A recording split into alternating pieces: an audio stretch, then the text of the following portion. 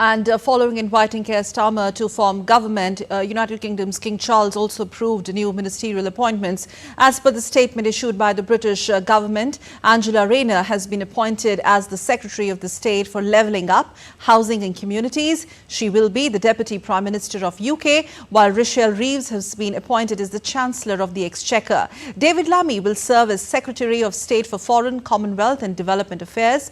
Veth Cooper will be Secretary of State for the Home Department, while John Healey is the new Secretary of State for Defence. Pat McFadden has been appointed as the Chancellor of the Duchy of Lancaster. DD India's Olly Barratt joins us live from London. To begin with, impactful opening remarks by UK Prime Minister setting the agenda. Olly, what is the larger message that he's trying to send to his countrymen?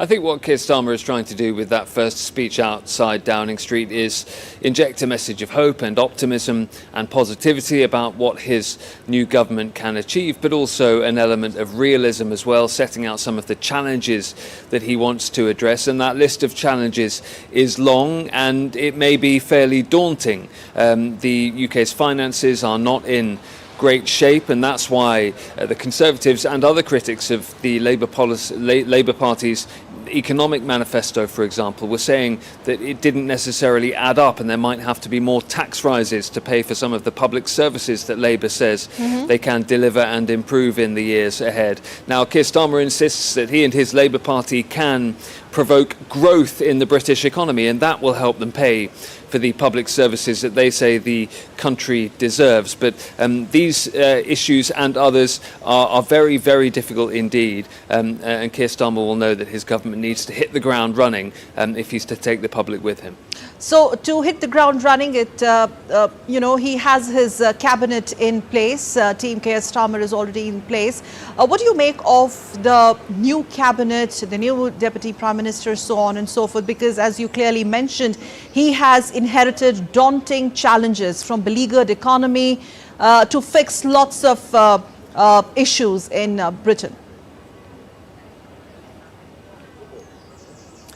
Absolutely right, and so therefore those cabinet ministers who are coming into post now inherit daunting to-do lists for their governmental departments. A lot of the appointments that we've seen so far are appointments that are effectively mirroring the roles that they had in the shadow cabinet. So Rachel Reeves, for example, becomes the UK's first female Chancellor of the Exchequer. Well, she was shadow Chancellor in Kier Starmer's shadow cabinet. Angela Rayner becomes the Deputy Prime Minister, among other roles. She was the Deputy Leader of the Labour Party in the shadow cabinet. We know that David Lammy has been appointed as the Foreign Secretary. He was the shadow Foreign Secretary, and so many of these individuals have experience of shadowing the brief that they're now going to take over, and that gives a certain element of continuity. It can't all replicate what was seen in the shadow cabinet, not least because one member of the shadow cabinet, Jonathan Ashworth, actually lost his seat in the general election, so that role will have to be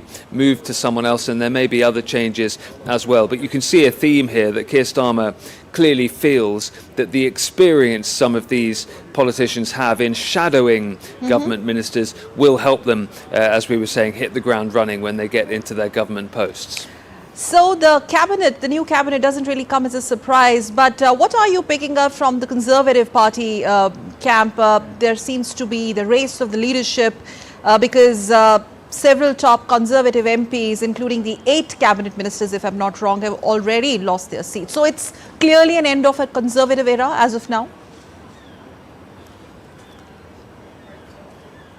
Exactly right. It's really difficult for the Conservatives and really unpredictable for the Conservatives, because when you talk about the race to succeed Rishi Sunak as leader of the party, several of those contenders aren't in the House of Commons anymore. They didn't win their seats and therefore they won't be able to take part in a leadership campaign. So that has rather narrowed the field somewhat. There is all sorts of speculation about some of the top contenders, such as Kemi Badenoch, who held various roles, including Equalities Minister and Trade Secretary in the previous government. She's considered by many to be the front runner, but there's also uncertainty about exactly how the process is going to play out and how long it will take.